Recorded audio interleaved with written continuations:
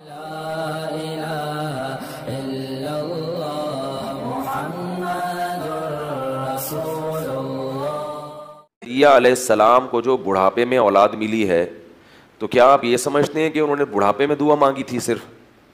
ظاہر ہے وہ تو ساری زندگی مانگتے رہے ہوں گے نا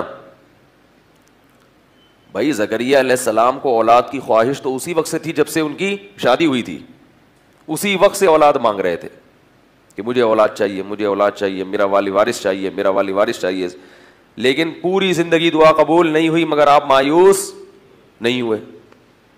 بھائی ہمارا کام ہے مانگنا، مانگتے رہے مانگتے رہے مانگتے رہے مانگتے رہے، لیکن اللہ کی عادت ہے جب دیر سے قبول کرتا ہے نا تو پھر میں نے بتایا نا سود بھی لگتا ہے، جو حلال سود ہے سود بھی لگتا ہے۔ اللہ نے دیر سے قبول کی مگر پھر ایسا بیٹا دیا جو سب پہ بھاری ہے، کہا کہ پھر ایک بیٹا ملے گا مگر وہ سب پر بھاری ہوگا۔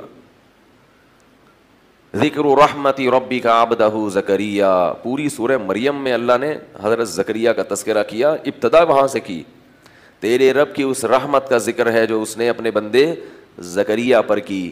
اذ نادى ربہ نداء خفیا، جب انہوں نے اپنے رب کو چپکے سے پکارا، چپکے سے شاید اس لیے پکارا کہ اگر میں سب کے سامنے دعا مانگوں گا تو لوگ مذاق اڑائیں گے کہ بوڑھے کو کیا ہو گیا، بال سفید ہو گئے ہیں، بیوی بانجھ بھی ہے، بوڑھی بھی ہے، اور اس عمر میں کیا مانگ رہے؟ اللہ سے دعائیں مانگ رہے، خفیہ، چپکے سے جا کے اللہ سے کہہ رہے۔ قال رب انی وہن العظم منی واشتعل الرأس شیبا، اے اللہ مجھے پتہ ہے میری ہڈیاں بوسیدہ ہو گئیں، مجھے پتہ ہے کہ میری ہڈیاں بوسیدہ ہو گئیں، میرے سر کے بال سفید ہو گئے۔ واشتعل الرأس شیبا ولم اکن بدعائک ربی شقیا، مگر میں تیری رحمت سے مایوس نہیں ہوں، مجھے پتہ ہے تو دعائیں قبول کرتا ہے۔ ہب لی من لدنک ولیا، عطا کر دے، گفٹ دے دے، ہبہ کر دے اپنی طرف سے ایک میرا والی وارث۔ عجیب بات ہے، دعائیں مانگ رہے ہیں، جب دعا قبول ہوتی ہے تو پھر حیران بھی ہوتے ہیں۔ اللہ تعالیٰ نے حضرت زکریا پر وحی کی، آپ بیت المقدس میں نماز پڑھ رہے تھے، محراب میں، مسجد اقصیٰ میں۔ مسجد اقصیٰ بڑی زبردست مسجد ہے، ہزاروں پیغمبروں کی قبریں ہیں وہاں اور ہزاروں پیغمبروں نے نمازیں پڑھی ہیں وہاں۔ تو محراب میں اللہ نماز پڑھ رہے ہیں کہ فرشتے نے آپ پر آ کے وحی کی، یا زکریا انا نبشرک بغلام، اے زکریا ہم تمہیں خوشخبری دیتے ہیں ایک لڑکے کی۔ چونکہ دیر سے مل رہا ہے تو خوشخبری بھی کیسی؟ اسمہ یحییٰ، اس کا نام کیا ہوگا؟ یحییٰ ہوگا۔ اللہ نے پہلے سے رکھ دیا کہ اب جب گفٹ مل رہا ہے تو پھر تحفہ ایسا ہو کہ خوش تو ہوں۔ لم نجعل له من قبل سمیا، اے زکریا اس سے پہلے اس نام کا کوئی بھی دنیا میں نہیں گزرا۔ اب جب خوشخبری مل گئی، قال ربی انا یکون لی غلام، اے اللہ میرے کہاں سے بیٹا پیدا ہو جائے؟ وہی پھر مانگ کیوں رہے تھے؟ میرے کہاں سے بیٹا پیدا ہو جائے گا؟ میں تو بڈھا ہو گیا، وامرأتی عاقر، اور میری بیوی کیا ہے؟ بانجھ۔ جوانی میں بانجھ ہوتی ہے تو اولاد نہیں ملتی، اب تو بوڑھی بھی ہو گئی، اب کیسے اولاد ہو جائے گی؟ قال کذالک، فرشتے نے کہا اللہ کی طرف سے ایسا ہی ہوگا۔ قال ربک، تیرے رب نے ایسا ہی کہا ہے۔ وقد خلقتک من قبل ولم تک شیئا، اے زکریا اللہ نے تجھے بھی پیدا کیا ہے، تو کچھ بھی نہیں تھا، کچھ بھی نہیں تھا، آدم سے وجود میں لے آیا، تو بوڑھوں کو جوان کر کے اولاد نہیں دے سکتا؟ حضرت زکریا کی اللہ نے دعاؤں کے مختلف الفاظ ذکر کیے، لا تذرنی فردن، اے اللہ مجھے تنہا نہ چھوڑ مجھے۔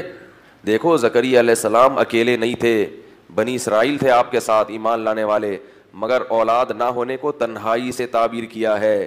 یہ بات سمجھ میں نہیں آتی تو گوروں کو جا کے دیکھو، سب کچھ ہے مگر بڑھاپے میں تنہا زندگی گزارتے ہیں۔ آپ کی تنہائی آپ کا اہل و عیال، آپ کا خاندان دور کرے گا، دوست احباب تنہائی اور وحشت کو دور نہیں کرتے۔ تو یرثنی ویرث من آل یعقوب، اللہ فرماتے ہیں کہ ہم نے کیا کیا؟ زکریا علیہ السلام کو کہا کہ آپ تو کچھ بھی نہیں تھے اور ہم نے آپ کو پیدا کیا، تو بڑھاپے میں اولاد نہیں دے سکتا۔ اب اللہ کی طرف سے خوشخبری جب آ گئی نا، اتنے خوش کہ جلدی، کہ اب جلدی چاہیے، اللہ کی نعمت ہے, جلدی چاہیے. برطانیہ سے آسمہ شیخ صاحبہ پوچھتی ہیں اولاد یا اولاد نرینہ کے لیے مسنون دعا کون سی ہے؟ سنا ہے کہ سورہ مریم اولاد نرینہ اور سورہ یوسف یا سورہ محمد خوبصورتی کے لیے پڑھنی چاہیے, اس کی کوئی حقیقت ہے؟ ایسی تو کوئی روایت میرے علم میں نہیں ہے, کوئی ایسی کوئی کسی صحابی کا بھی کوئی ایسا قول نہیں ہے کہ یہ صورتیں پڑھنی چاہیے. البتہ اولاد نرینہ کے لیے یا ویسے بھی اولاد کے لیے زکریا علیہ الصلوۃ والسلام کی دعا ہے, رب لا تذرنی فردا وانت خیر الوارثین. اسی طرح سورہ فرقان میں آخری رکوع میں جہاں سورہ فرقان ختم ہو رہی ہے, اس سے آخری رکوع میں جہاں صورت ختم ہو رہی ہے اس سے ایک دو آیتیں پہلے ہے, ربنا ھب لنا من ازواجنا وذریاتنا قرۃ اعین واجعلنا للمتقین اماما. یہ دعا پڑھنی چاہیے. ویسے بھی 2 رکعت صلاۃ الحاجت پڑھ کے اللہ تعالیٰ سے دعا مانگنی چاہیے اپنی زبان میں.